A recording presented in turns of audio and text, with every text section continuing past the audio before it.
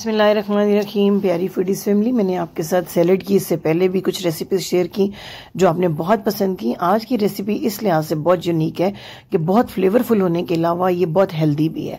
कोई इसमें इस किस्म की चीज़ शामिल नहीं है जिससे कि कैलोरी कंटेंट बढ़ जाए, बल्कि जो सैलड के ओरिजिनल बेनिफिट्स हैं वो आपको डबल ट्रिपल होकर मिलेंगे। बहुत अच्छी डिप आपको बताऊंगी हेल्दी किस्म की, जिसके साथ कि ये सैलड हम तैयार करेंगे और आप इसको रोज़ाना के जो रोज़मर्रा के खाने हैं उनके साथ बना के अपने घर वालों को और अपने मेहमानों को भी खुश कर सकते हैं।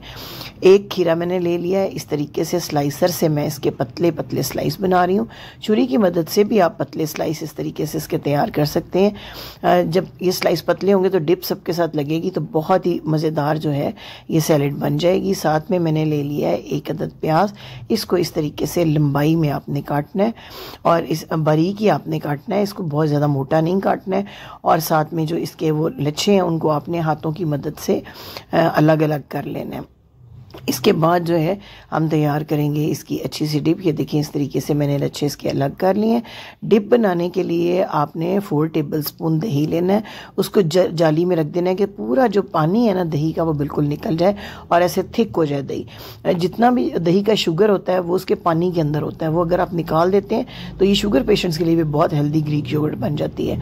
1/4 टीस्पून नमक, आधा टीस्पून काली मिर्च कुटी हुई और आधा टीस्पून भुना और कुटा हुआ ज़ीरा। ये 3 चीज़ें आपने इसके अंदर ऐड करनी है। बहुत अच्छे तरीके से इसको मिक्स करना है।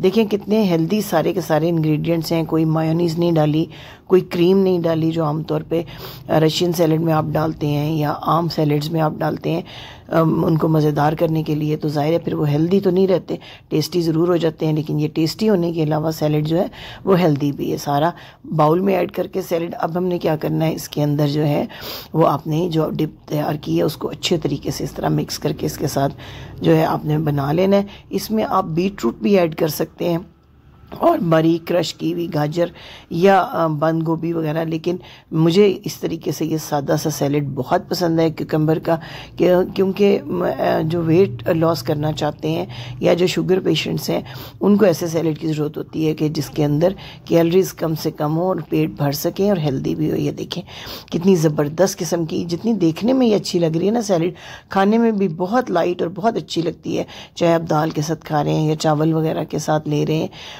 या सिंपली आप सैलड दोपहर के खाने में अक्सर लोग जो है सिंपल सैलड लेते हैं, तो ये इतना मज़े का लगता है कि बाकायदा एक मील महसूस होता है और मज़ा आता है इसको खाने में।